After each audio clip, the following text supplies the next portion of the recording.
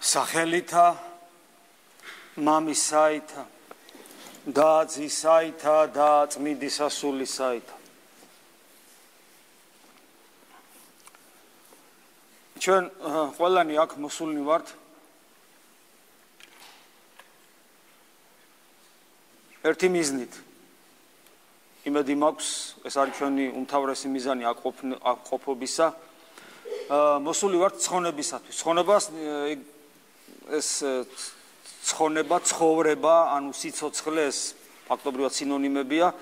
აქ საუბარია მარადულ სიცოცხლეზე და ქრისტიანები კიდევ გარდა ამისა ამ სიტყვაში გულისხმობენ იმას, რომ იმისათვის რომ ცხონდეთ, ანუ მარადულად ვიცოცხლოთ, ამისათვის ჩვენ უნდა გადავრჩეთ. ანუ ცხონება ნიშნავს გადარჩენასაც.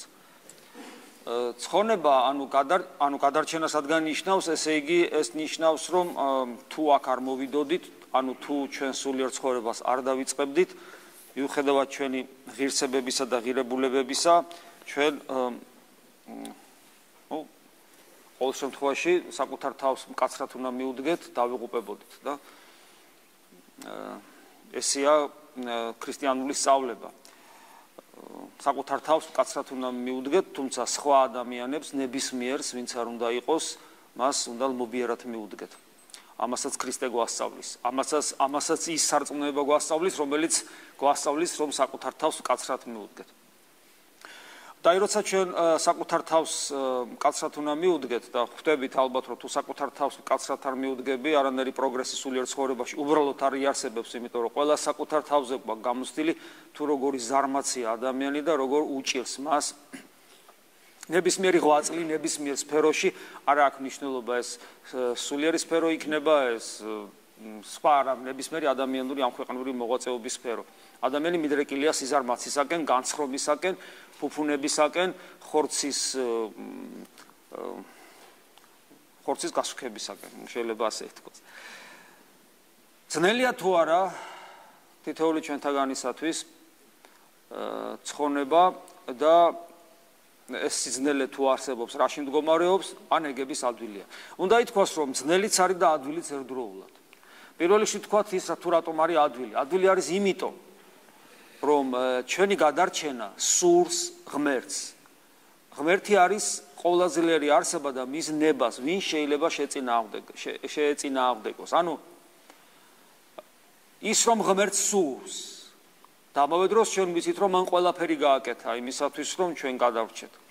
გახსოვთ უფლის ერთი სიტყვები, წყალობა მნებავს და არა მსხვერპლი. როდესაც სამარიტელები არ გაატარებენ უფალს და მოციქულებს თავიანთ გზაზე განდევნიან და მოციქულები იოანე და იაკობი ესეთი მუშურნეობით ახსებულნი გუმხურვალენი არიან და ქუხილიზენი, იმიტომ ქვია მათ უფალს თხოვე, რომ ეხლა ცეცხლს გამოვითხოვთო და სოფელი დაიწვებაო, გახსოვთ მათი ესეთი ქრისტიანული თვალსაზრისით ბავშვური კადნიერება, იმიტომ რომ უფალი ესეთ რამეს არ ასწავლის და უფალი ეუბნება მაშინ არ აიცითო თქვენ ვისი სულისანი ხართო. ჯერ ეხლა იზდებიან ისინი, ხო, როგორც ქრისტიანები. ძე კიდევ ძველ აღთქმაში რჩებიან და ილია თესბიტელი მოყავთ მაგალითად, რომლის ლოცვითაც ცეცხლი გადმოვიდა, რომელმაც საკუთარი ხელით სასიკვდილით დასაჯა წინასწარმეტყველნი, ანუ ჯერ იმ სულით არიან თითქოს აღსებულნი და აი ამ მდგომარეობაში არიან. და უფალი მათ გალუმარტავს, რომ არ აიცით ვისი სულისანი ხარ და მე ეუბნება, რომ წყალობა მნებავს და არა მსხვერპლი. მსხვერპლი გასაგებია, რომ ადამიანი, რომელიც თქვათ სამართლებრივად სასჯელს იმსახურებს და ცოდავს, ადამიანი ესე დროს ადამიანისაგან მსხვერპლი მოითხოვება. ეს მსხვერპლი შეიძლება ხშირად საკუთარი სიცოცხლეც კი იყოს. მსხვერპლი კიდევ ვიმეორებ მოითხოვება იმის გამო, რომ ადამიანი დამნაშავეა მართლაც ღვთის წინაშე, ჯერ ერთი ჩვენ ბუნებითად ვართ დაზიანებულნი და მე თითოეული ჩვენთაგანი საკუთარი პიროვნული არჩევანითაც ძალიან ბევრს ვცოდავ. მაგრამ უფალი აი ამ მსხვერპლს უპირისპირებს წყალობას. წყალობა რას ნიშნავს? წყალობა ნიშნავს იმას, რომ რასაც არ უნდა იმსახურებდე, ღმერთი გპატიებს, მოწყალია და იმიტომ. ამიტომ მოწყალე ღმერთი, რომელიც ამბობს, რომ მას წყალობა ნებავს, მას სურს, რომ ჩვენ ცხონდეთ. ესე იგი, აქედან გამომდინარე, ცხონება ადვილია. მაგრამ მეორეს მხრივ თუ შევხედავთ იმას თუ რა არის საკეთებელი ჩვენთვის, მაშინ მიტყვით რომ ცხონება რთულია. მთლიანობაში შეიძლება ასეთი დასკვნა გავაკეთოთ, რომ რთულია მისთვის, ვისაც სულიერი ცხოვრება არ სურს და მე გულისხმობ იმათ, ვინც ეკლესიაში მოვიდა, ვინც ეკლესიაში არ არის, ან ვინც საერთოდ ქრისტიანი არ არის, მის დამი დამოკიდებულება ალბათ სხვანაირია. უფალი თავად ამბობს, რომ ვინც იცის, მას მეტი მოეთხოვება, ხოლო ვინც არ იცის, სასაკითხია რატო არ იცის, მაგრამ როცა არ იცის, მაგრამ როცა ჩვენ ვიცით, ამიტომ აქ საუბარია ჩვენზე. როდესაც ჩვენ ეკლესიაში ვართ, ეს ნიშნავს, რომ ჩვენ აბა როგორ გვეპატიება, როცა არ ვიცით. მით უმეტეს იმათ, ვისაც გონება უმუშავებს, ანუ ახალგაზრდებს შედარებით, რომლებშიც აი ეს ბალანსი ძველი ცხოვრებისა, რაც მოსდევს ადამიანს და ახალი ცხოვრებისა, რაც მას ქრისტიანული ცხოვრება დაიწყო, ეს ბალანსი მეტნაკლებად გაწონასწორებულია და ნელ-ნელა იხრება ახალი ცხოვრებისაკენ, ანუ ის მეტი ხდება თავისი რაოდენობრივი, ხარისხობრივი მაჩვენებელი თუ პროსტორება. შეიძლება დრო მცირეა ამ ცხოვრებისა ვიდრე წარსული, მაგრამ თავისი ხარისხობრივი მაჩვენებელით ის შეიძლება ის უნდა მეტი იყოს. მან უნდა გადაწონოს ჩვენი წარსული ცხოვრება.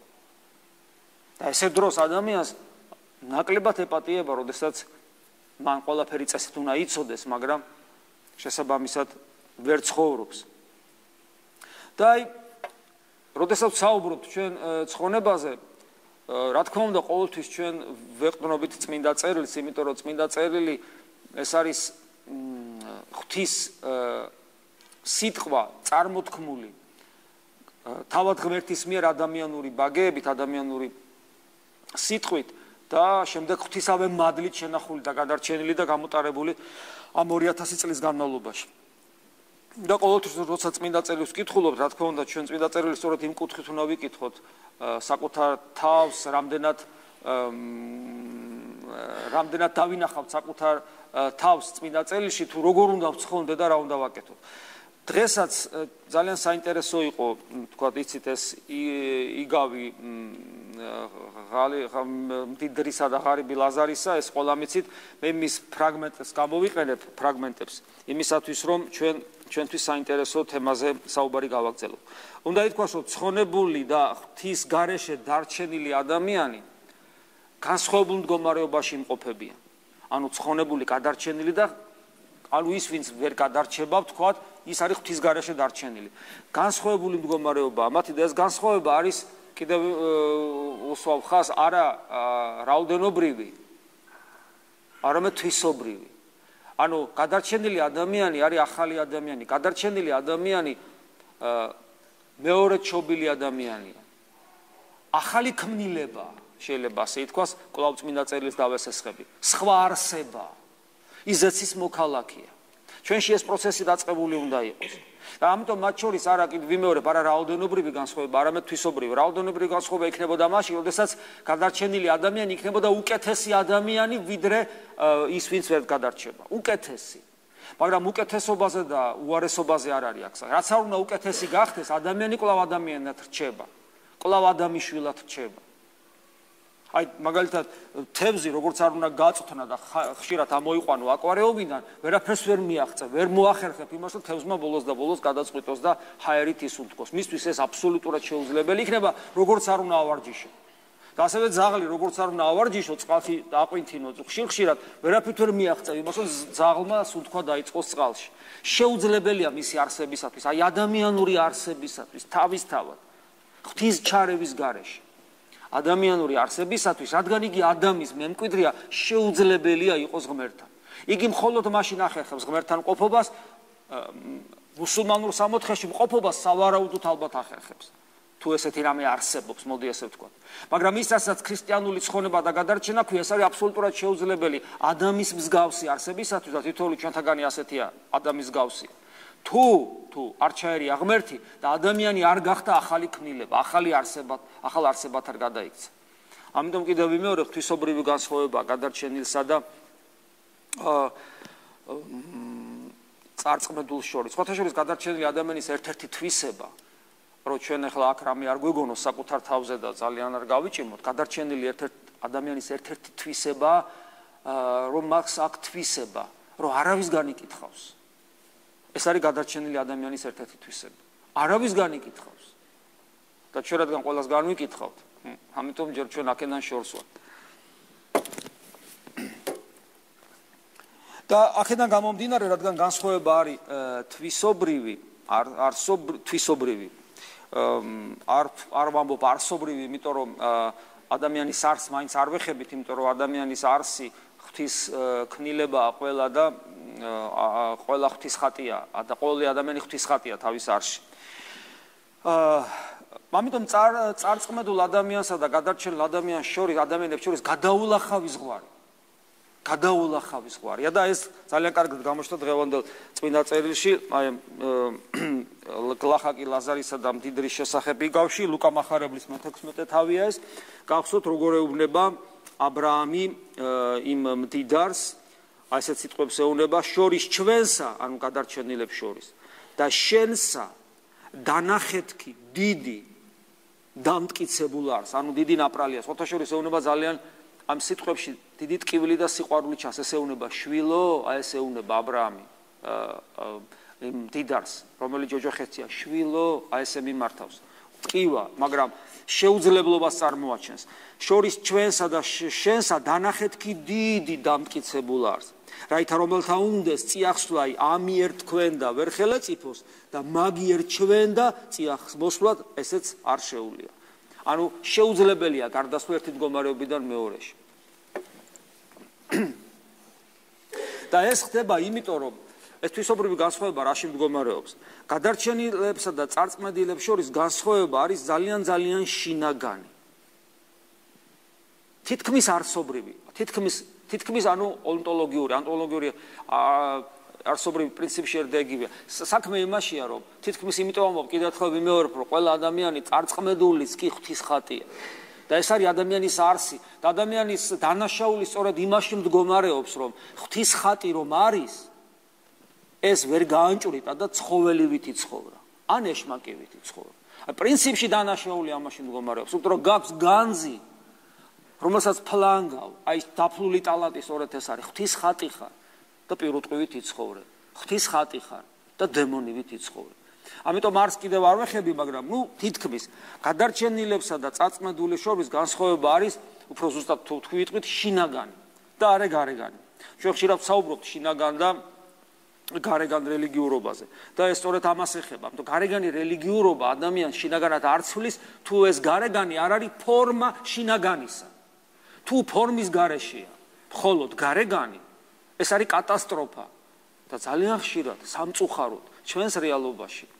ალბათ სხვაგანაც მე არ ვიცი, მაგრამ დღეს ჩვენს რეალობაში, საქართველოს მართლმადიდებელ ეკლესიაში, ეს არის ყველაზე სერიოზული პრობლემა, გარეგანი რელიგიური ცხოვრება და ამით თვითკმაყოფილება და ამით თვითდაჯერებულობა. ვიღაცამ არ იფიქროს, რომ ჩვენ კარგები ვარ და მე სხვისკენ ვიშვერ ხელს. არა, სამწუხაროდ არა. აი აქ ამ ტაძარში ძალიან დიდი პროცენტი არის გარეგანი რელიგიური ადამიანების. ძალიან დიდი პროცენტი. ეს რა თქმა უნდა პირველ რიგში ჩემი ბრალია, იმიტომ რომ მე რაღაცნაირად ვერ ვახერხებ, რომ ყველამ ერთად უკეთესად დავინახოთ რა არის ქრისტიანობა. მაგრამ ეს არის სერიოზული პრობლემა. სერიოზული პრობლემა. გარეგანი რელიგიურობა ადამიანს ვერ გადაარჩენს, იმიტომ რომ ის ადამიანის არსს არ ეხება. ეს არის შეფუთულობა იმ ძირფასისა, რასაც ნამდვილი სულიერი ცხოვრება ქვია. და როდის იყო რომ რაღაცა შეფუთულობა რაღაცა აი ეს ყუთია ლამაზად ბაფთი გაკეთებული და გამშვენებული რამეს წარმოადგენდა შიგ თუ მთავარი არდებს, ისვისაც ეს შეფუთვა არსებობს. და გარეგანი რელიგიურობის ერთ-ერთი მნიშვნელოვანი ატრიბუტიკა შეიძლება ასე ითქვას, ეს არის სასწაული. ამიტომაც არის უფალი ხას უსვავს და ათესავი ბოროტი და მემრუშე სასწაულს ეძებს. სასწაული, ანუ რაღაცა მისტიკა, რომელიც პრინციპში არის თუნდაც ღვთისაგან იყოს, ეს ჩვენთვის მაცხოვნებელი არ არის, მაგრამ ძალიან ხშირად ღვთისაგან კი არ არის, ეს არის ცრუ მისტიკა. როცა ადამიანები გამძვინვარებულების სასწაულს ეძებენ, ხშირად მithყავს წინასწარმეტყველებაა ეს თუ რაღაცა ხილვებია, ხატიდან მირონია. მე მახსოვს ერთ-ერთ ტაძარში მცხეთაში ხდებოდა, თუ არ ვცდები, ეს არის 90-იანი წლები, მე მაშინ აკადემიაში ვსწავლობდი. ატყდა ერთი ამბავი, რომ იქ ხატებს მირონის დისო და და წვეთები რომ აღმოჩნდა რომ ეს იყო ფიჭვის ფიცარზე დაწერილი ხატები, რომელმაც გამოავდინა ფისი ფიჭმა და წვეთებად გამოვიდა და ეს ეგონათ მირონი. ამიტომ და თავისთავად მირონის დენა, ანუ ზეთოვანი სითხის გამოდენა ჯერ კიდევ არ არის ღვთაებრივი სასწაული. მე მინდა იცოდეთ, მე ადრეს გითხარით, ფსკოვო-პეჩორაში მოხდა ეს მოვლენა, როდესაც ერთ-ერთ სასულიერო პირის ოჯახში ყველა ხატიდან და ყველა სურათიდან მოდიოდა მირონი და მოდიოდა წყალი და მოდიოდა თითქოს ონკანიდან და მე იქაურმა სტარეცს უწოდებენ უდიდესმა ავტორიტეტმა სპორტაშორის არქიმანდრიტმა ივანე კრესტიანკინმა ესეთი სახელდება გაუკეთა ამას, რომ ეს იყო ბესოვსკაია პრელეს, ანუ დემონური ხიბლი და მოდიოდა უხვი რაოდენობით. წარმოგიდგენიათ და პრინციპში რა არ შეუძლია შმაკს თუ რა. გახსოვთ ალბათ მოსე როცა სასწაულებს ახდენს ღვთაებრივი ძალით ფარაონის ქურუმები ზუსტად იგივეს ყველაფერს აკეთებენ. ყველაფერს აკეთებენ იგივეს. აბა გაიხსენეთ ბიბლიაში როგორ არის. რატომაც არ შეუძლია, ვითომ ნებისმიერ რაღაცა კარგ ფიზიკოს და ალქიმიკოს რაღაცების გაკეთება შეუძლია და შმაკს რატომ არ შეუძლია? რა პრობლემა? და საერთოდ დაინტერესება სასწაულით სრულ მისტიკის სფეროს ეკუთვნის. რატო სრულ მისტიკას? და რატომ არ არის ჭეშმარიტი მისტიკა? იმიტომ რომ სასწაულს ადამიანის შინაგანი ცვლილება არ შეუძლია. სასწაული მოხდება, ანუ მოხდა სასწაული, რა მე. როგორც ბულგაკოვს აქვს ეს ცნობილ რომანში ოსტატი და მარგარიტა, ვოლანდი, ანუ განსხეულებული ეშმაკი სასწაულებს უახდენს განსაცვიფრებელს, ეს ათეისტები ზიან და ტაშ უკრავენ. აი კლასი. რამე შეიცვალა? გაოცებულია ეს კაი ღმერთი არ ეშმაკი მაინც ირწმუნეთო და არც ეშმაკის არაფის არ აწამს. ათეისტურ საზოგადოებას დასცინის ბულგაკოვი. ანუ მე მის თქმა მინდა რომ ნებისმიერ როცა ჩვენში აღმოვაჩენთ რაღაც მიდრეკილებებს და მისწრაფებებს და ჩვენი რელიგიურობა წარმოჩინდება აი ამგვარად იცოდეთ რომ ჩვენი საქმე არ არის თლად კარგად. იმიტომ რომ ქრისტიანული სარწმუნოება სხვა რამეში უნდა ვლინდებოდეს და ამას დღემუდამ ვღეჭავთ, მაგრამ მაინც პრობლემაა, იმიტომ რომ სრულ მისტიკით დაინტერესება იოლია და ეშმაკსაც ეს უნდა, ხოლო ნამდვილი ჭეშმარიტი ქრისტიანული რელიგიური და ნამდვილი სურვილი და ნამდვილი მისტიკური ცხოვრება ძალიან რთულია, იმიტომ რომ უნდა დაინახო და აღიარო საკუთარი ჯოხეთი, რომ ვინ ხარ შენ. აი ეს არ უნდა ყველაზე მეტად ადამიანს. ადამიანი ვერ ეგუება იმას, რომ ცუდია. ადამიანს უნდა რომ მაინდა-მაინც კარგი იყოს. ქრისტიანობა გეუბნება რომ ცუდიც ხარ და კარგიც ხარ, გონეს კარგი რაში მდგომარეობს ეს უნდა იცოდე, ცუდი რაში მდგომარეობს ეს უნდა იცოდე. და ეს უნდა დაინახო და ეს შემზარავია, ეს სასიამოვნო სანახავი არ არის. და იმ შემზარავი მდგომარეობიდან უნდა ისწრაფო და აემსგავსო ქრისტეს და ძალიან რთულია ეს.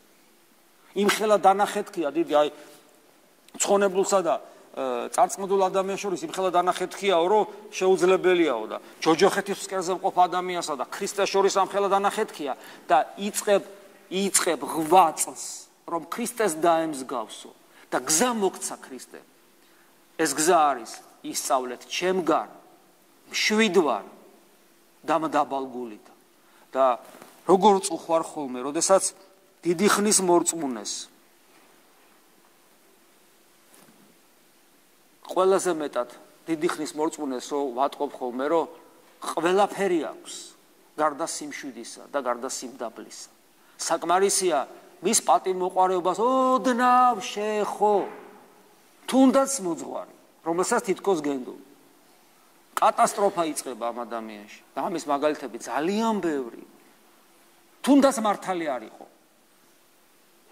აი საკუთარი მშობელი მამა, რაღაცას რომელმაც გაგზარდა, რომელმაც მოგიარა, რომელმაც გამოგზარდა და რაღაცა მოგეჩვენა, რომ არასწორად გითხრა და შე რომ იმ წამსე მამის შეურაცხყოფილად რო გადაიქცე.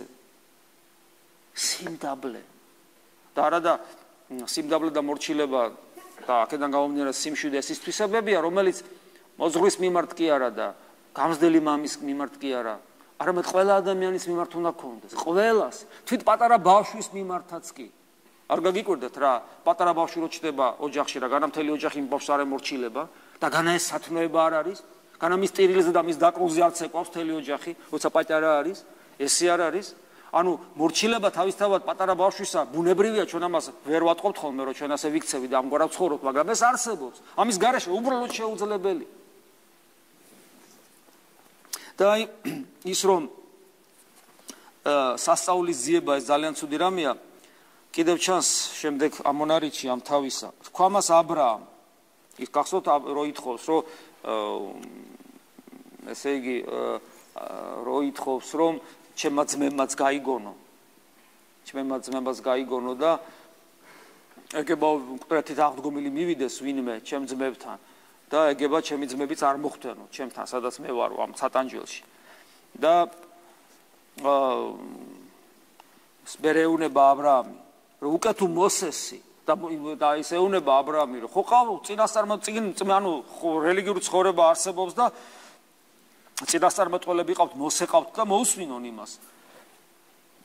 და არა, გახსოვთ რას ეუნება ეს მდიდარი, სასწაული უნდა მოხდეს. მოსეს როგორ მოусვენს, სასწაული უნდა მოხდეს და მაშინ დაიჯერებენო და მაშინ ეუნება ა ブラ ამი, უკვე თუ მოსესი და წინასწარმეტყველთა არა ისმინონ, არც სამკვდრეთი თუ ვინმე აღდგეს, წმენეს მათი.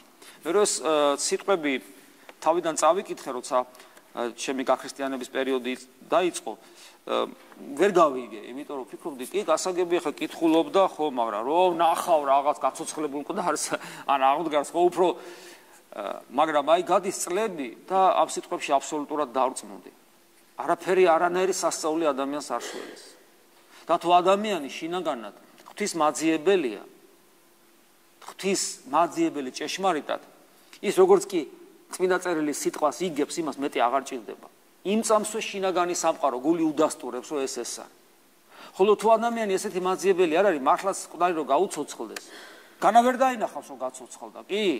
დაინახავს, როგორ არა. მაგრამ ამით დამთავრდება, ანუ დაინახავს რომ ეს მოხდა, მორჩა. შინაგანად მაშინ მეტამორფოზა არ ხდება. და ამის მაგალითები ეკლესიის ისტორიაში ძალიან ბევრია. დიოკლეტიანემ მოკლა ის მიცვალებული, რომელიც წმინდა გიორგის ლოცვით აღდგა მკვდრეთით. დავანებოთ თავი საეკლესიო გარდამოცემას და რომის იმპერატორის ისტორიას. თან ეს დიოკლეტიანი არ იყო გაუნათლებელი, ეს ერთ-ერთი საუკეთესო იმპერატორი იყო რომში. ავიღოთ წმინდა წერილი. აბა გაიხსენეთ, რა წერია, როცა ქრისტეს მოკლა უნდათ ფარისევლებს, ქრისტესთან ერთად ლაზარეს მოკლაც უნდოდათ. წერია წმინდა წერილში, რა საოცრებაა, წარმოიდგინეთ. ეს იმის მაგერად რომ მიმხვდარიყვნენ რაღაცას, ხო არა, ლაზარეს მოკლაც უნდოდათ, რომელიც გაცოცხლდა. ანუ ადამიანის და უფალი წმინდა წერილში პირდაპირ ამბობს, რომ ვინც ღვთისგან არის, ანუ ვინც ღვთის მაძიებელია, ამას ნიშნავს, ის ჩემს სიტყვას ისმენს და ხვდება, რომ ღვთისგან არის ეს სიტყვა. როცა ადამიანი ქრისტეს სიტყვას ვერ ხვდება, ანუ როცა ჭეშმარიტებას ვერ ხვდება, ესე იგი ის ნიშნავს, რომ ის ღვთის მაძიებელი არ არის, ღვთისთვის არ არის მოსული ეკლესიაში.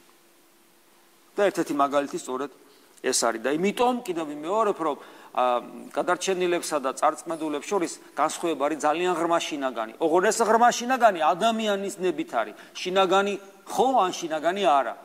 თორე ღმერთი ყველა ცხოვრებას ცდილობს. აქედან გამომდინარე, ჩვენ კიდეთი დახმა შეგვიძლია გავაკეთოთ, რომ როცა ადამიანი ცხონებას დაკარგავს, ანუ წარწმედის გზაზე დგება, ეს არ ხდება შემთხვევით. აი, რაღაც არ გაუმართლა და ვერ გაიგო. ვერ მიხვდა. ისეთ გარემოში მოხვდა, რომ ვერ აუხსნეს და ასე შემდეგ. შემთხვევით ვიღაცამ დააბრკოლა. დაბრკოლება არსებობს, მაგრამ ეს დაბრკოლება არის პრობლემა დამაბრკოლებელისათვის.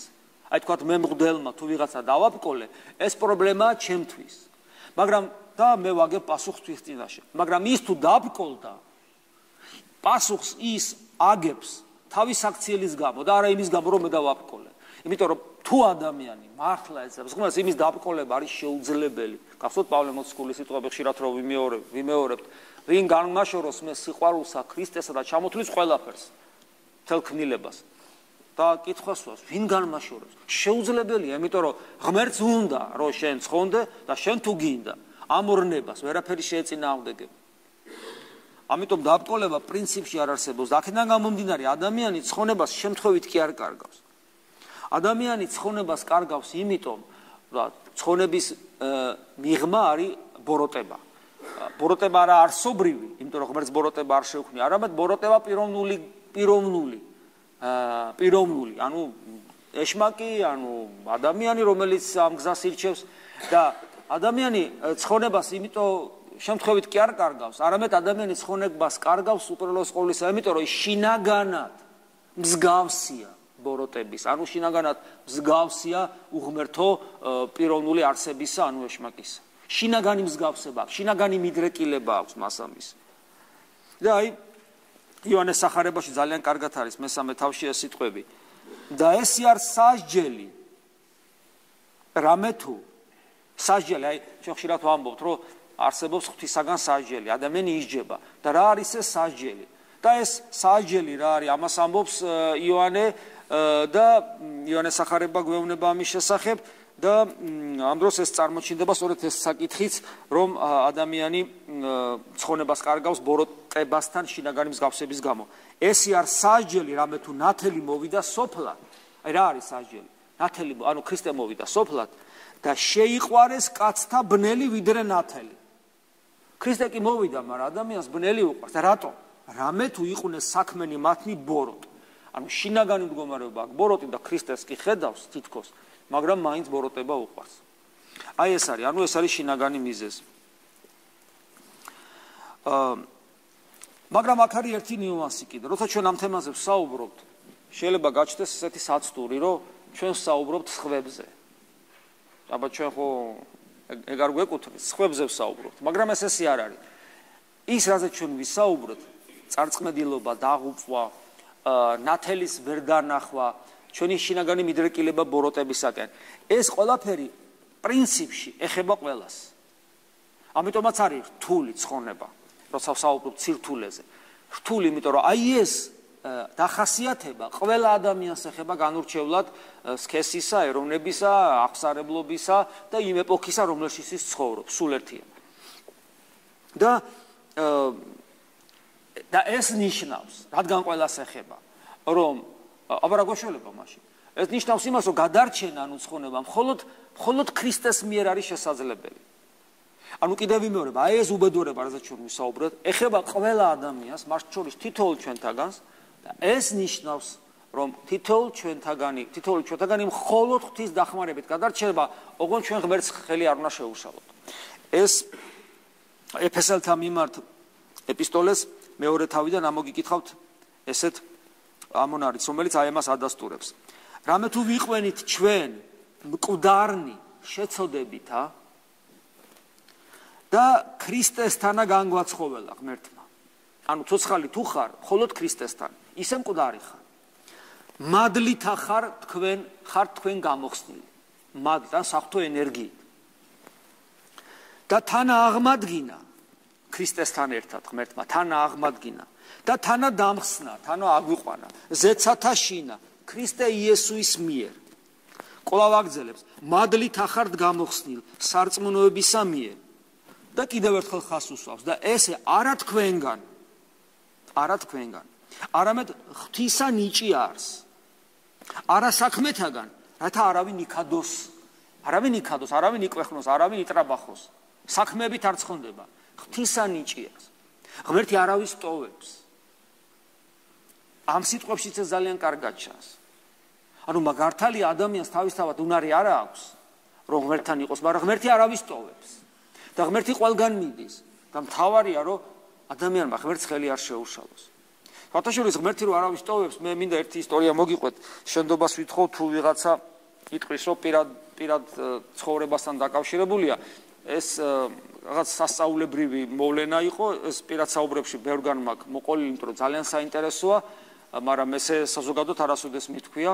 ეხლა პირველად ამბობ, თემა მოიტანა და ალბათ თემა მოიტანა და გარდა ამისა გუშინ ღამე გამახსენდა ეს ისტორია და ესე მძაფრად მე თვითონ არც მაშინ როცა ეს მოხდა და არც წლების განმავლობაში და არც მაშინ როცა მე ადამიანებს ამის შესახებ უყვებოდი, მაშინაც კი არ განმიცდია. აი როგორც გუშინ ღამე განვიცადე და მაშინ გუშინ ღამე ვიგზენი თუ აი ამ მაგალითთან გამომდინარე, როგორ არ ხვტოვებს უფალი და როგორ ზრუნავს უფალი თითოეულ ადამიანზე.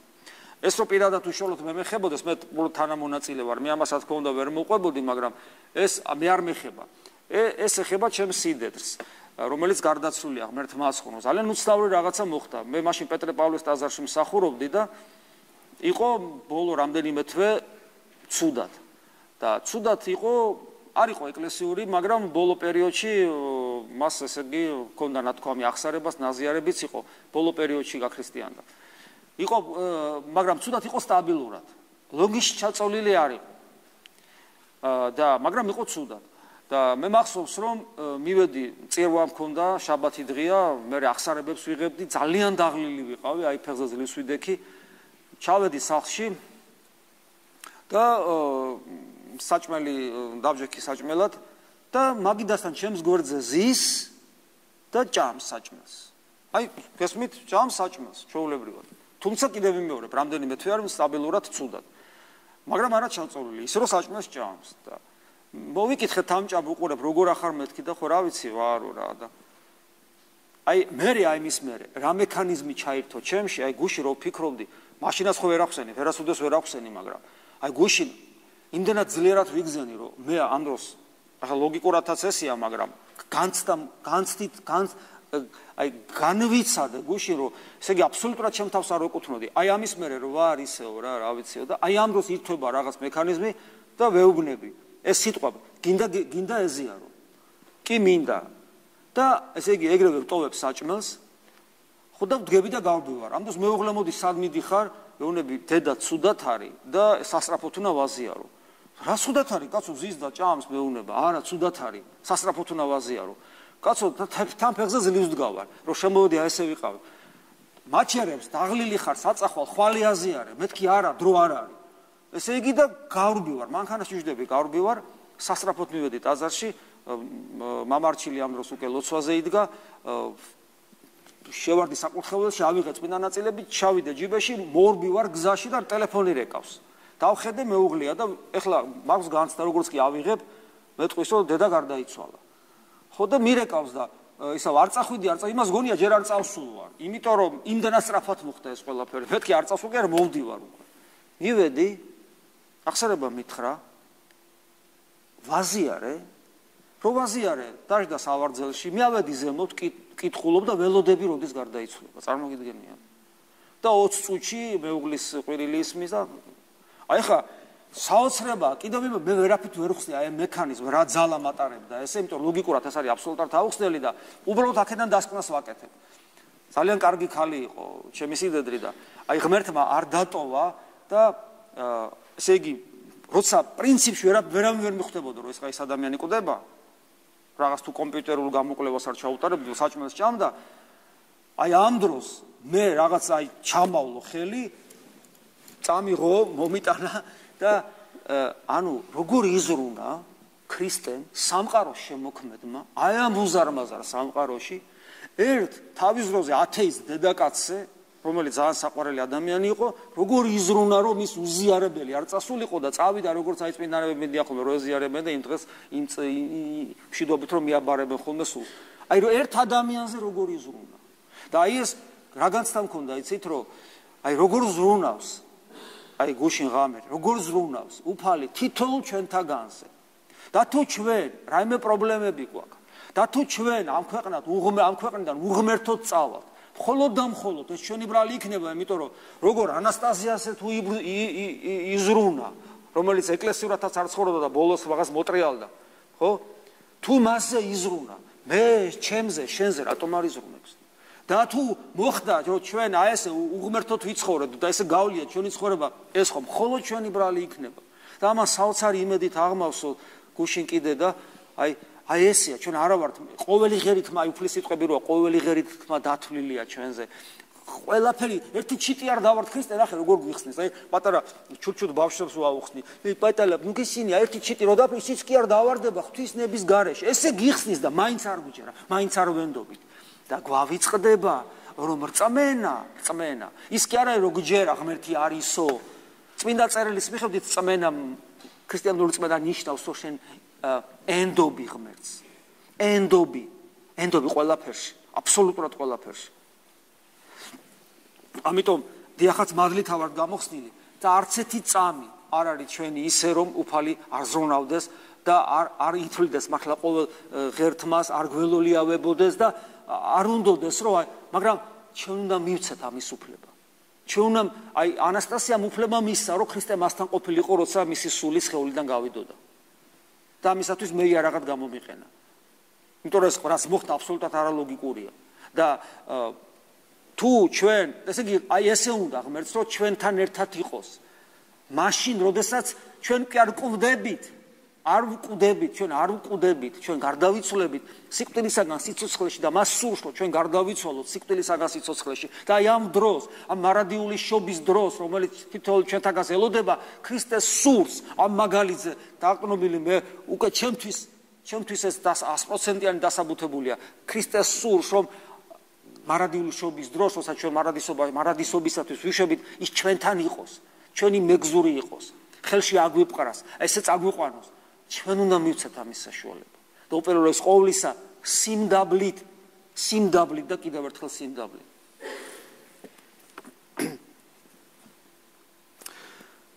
ჩვენ უფალს ვეუბნებით ხანდახან არა კადნიერად როგორც მამაო ჩვენოს წინ მღვდელი ითხოვს კადნიერებას, არამედ თავხედურად მამაო ჩვენო. მაგრამ ანუ ეს ნიშნავს რომ ჩვენ შენი შვილები ვართ. აბა მოგხედე. მაგრამ და თითქოს ეს ნიშნავს რომ წესით ნიშნავს იყავ ნება შენი, მისი ნების აღსრულებლებიც უნდა ვიყოთ.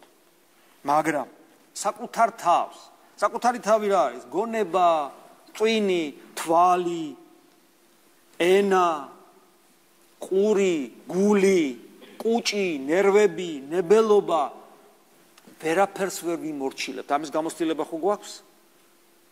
ვერაფერს ვერ ვიმორჩილებთ. და ვეუბნებით იყავ ნება შენი და ჩვენ თავს ვერ ვიმორჩილებთ.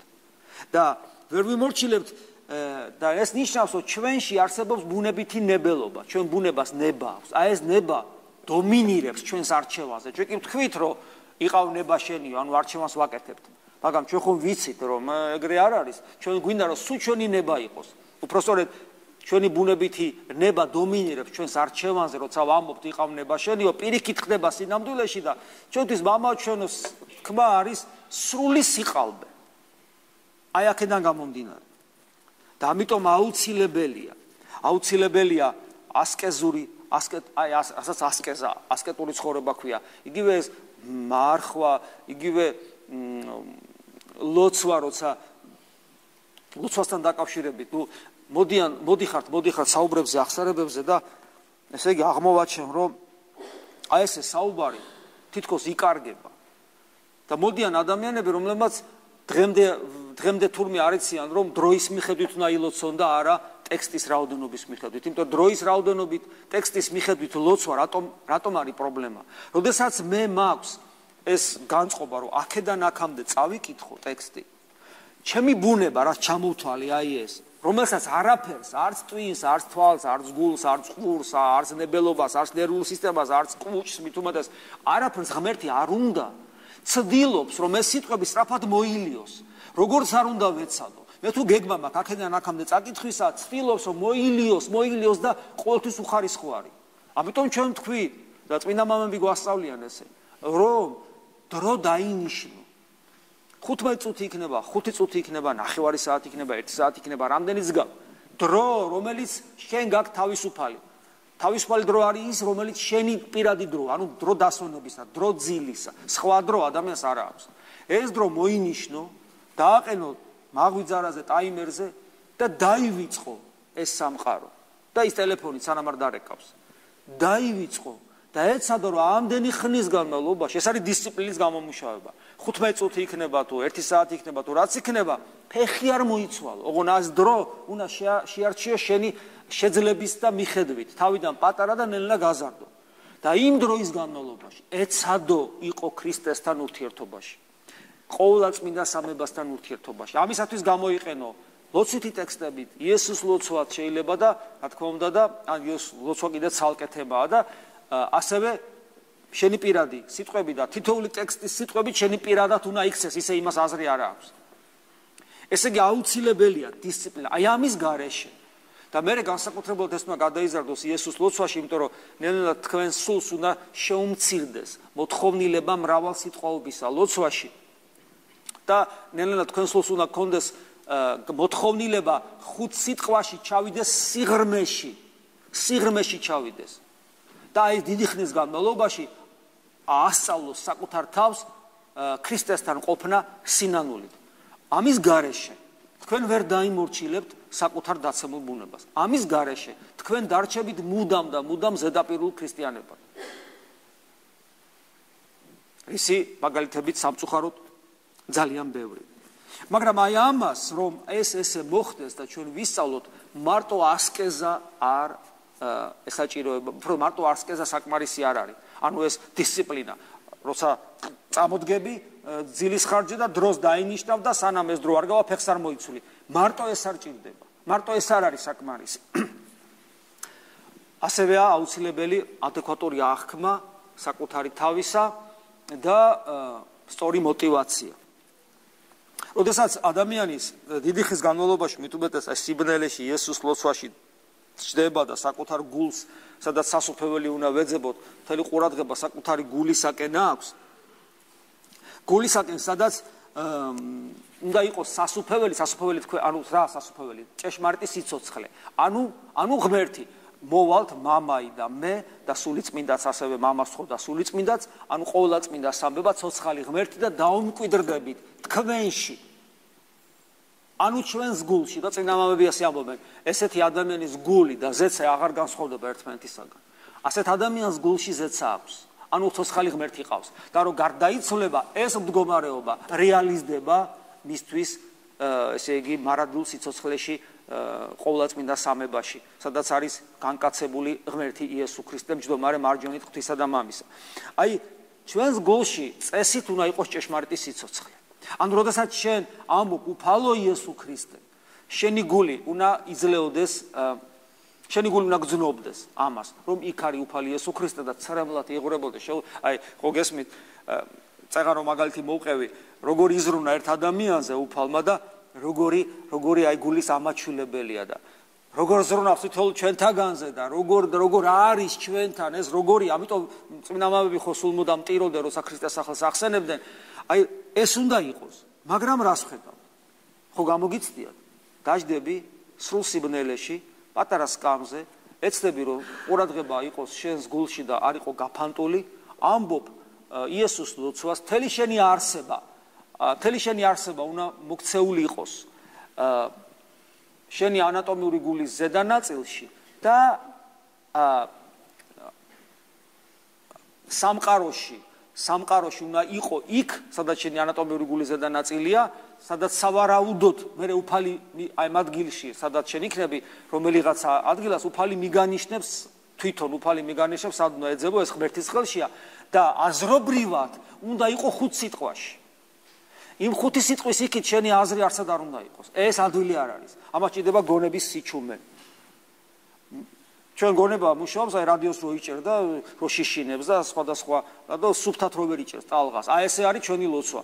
ეს ხუთი სიტყვა სუფთავის არის სიტყვები, მაგრამ იქ მოდის ხმაური, ცუდი დაჭერის გამო, იმიტომ რომ ჩვენი ტვინი არასწორად მუშაობს და ესე იგი არის კოშმარი ლოცვა, მაგრამ აი ნელ-ნელა ადამიანი როცა მიზანმიმართულად ცდილობს ესე იცხოვროს, ნელ-ნელა ღვთის მადლით ხდება ამ ხმაურის განწმენდა ტვინიდან და ეს ხუთი სიტყვა სუფთა ხდება და უნდა იყო მთელი არსებით ამ ხუთ სიტყვაში, მთელი შენი არსება, შენი მენტალობა, შენი გრძნობა ამ ხუთ სიტყვაში. ეს ხუთი სიტყვა არის ყველაფერი. აქ არის მამა ღმერთიც, ძე ღმერთიც, სულიწმინდა ღმერთიც, მისი განკაცებაც ეკლესიას და შენ როგორც ეკლესიის ნაწილი, ანუ შენ როგორც ქრისტეს გაგრძელება, შენი ქრისტეს შემოსილება და შენი ღმერთთან ყოფ ყველაფერი ამ ხუთ სიტყვაში. იმიტომ რომ როგორც წმინდა არქიმანდრიტი სოფრო სახაროვი ამბობს, დოგმატური უნდა იყოს ლოცვა, ანუ უნდა ღრმად გესმოდეს თითოეული სიტყვაში რა სიღრმე დევს და აი ამ ცოდნი და ამ გააზრებით მოუხმობდე უფალს.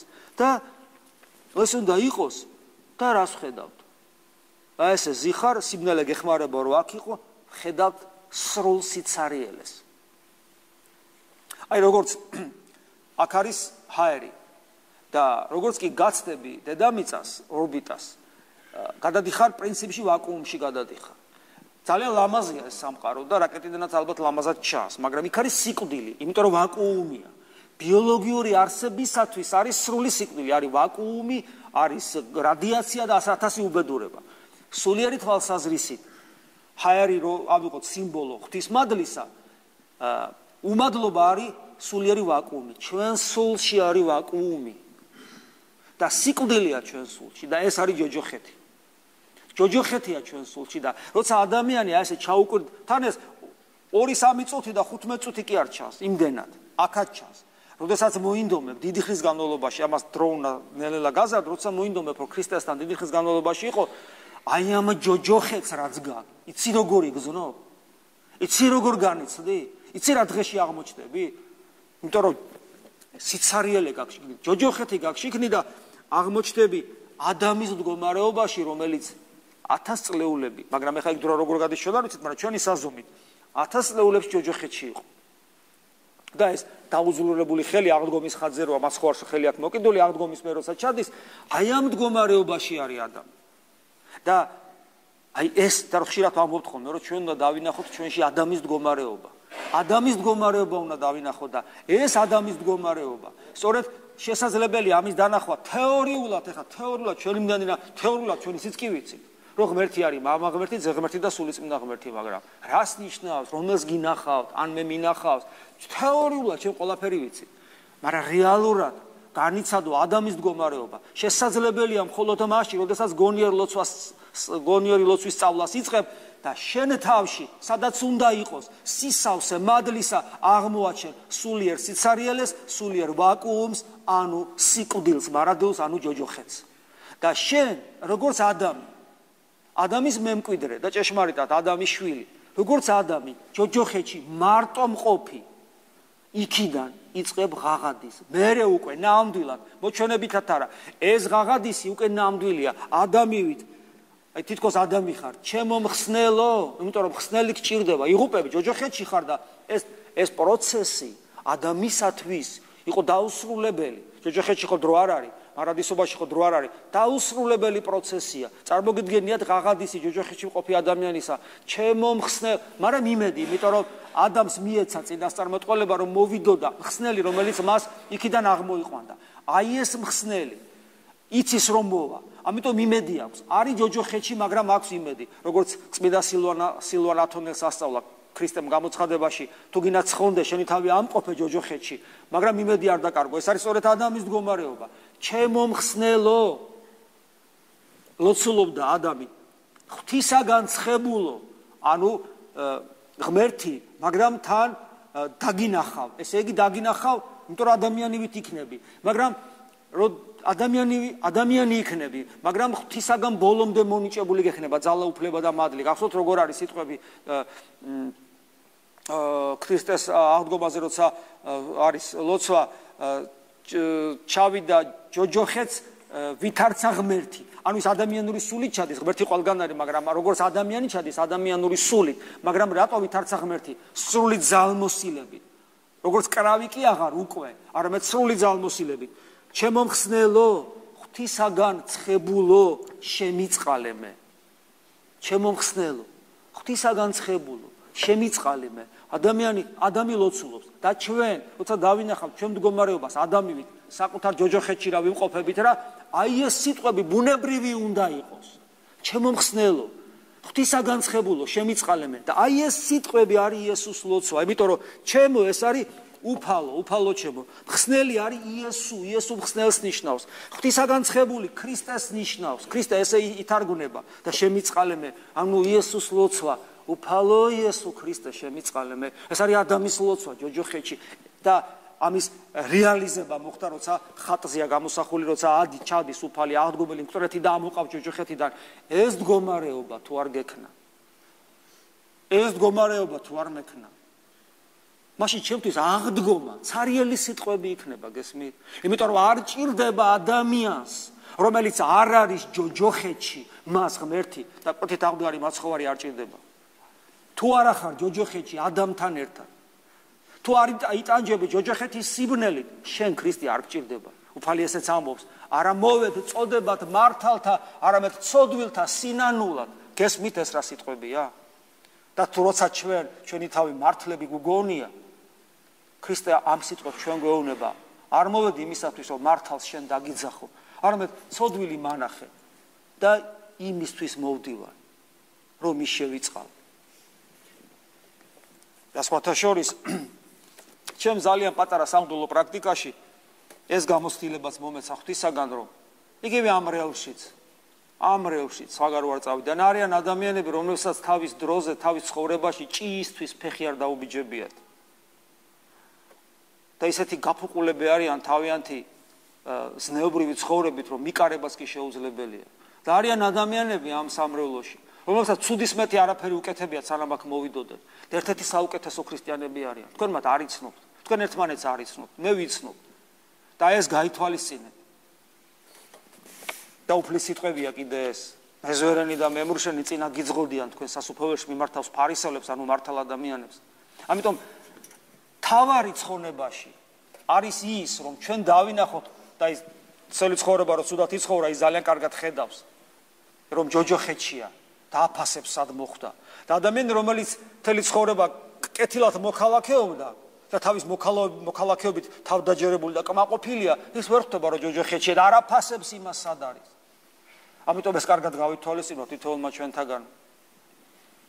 იმიტომ რომ ადამიანი ცხონდება აი ამ ჭეშმარიტი სინანულით და მე წინაზეც გითხარით სინანულის გარეშე არაფერ ღვაწლს, არც ლოცვას, არც მარხვას, არაფერს აზრი არ აქვს და სინანული ეს არის პროცესი, გზა, რომელიც იწყება ადამის დაცემულობის მდგომარეობიდან, ანუ ჯოჯოხეთიდან და მარადისობაში მამა ღმერთის უყოფილებისაკენ გრძელდება ვექტორი იქითკენ არის მიმართული და გზამკვლევად განკაცებული ღმერთი იესო ქრისტეა, რომელიც ჩვენს წინამორბედად შევიდა სასუფეველში, ანუ დაждდა, აღდგა, ამაღლდა ზეცად და დაждდა მარჯვნით ღვთისა და მამისა. ამინ.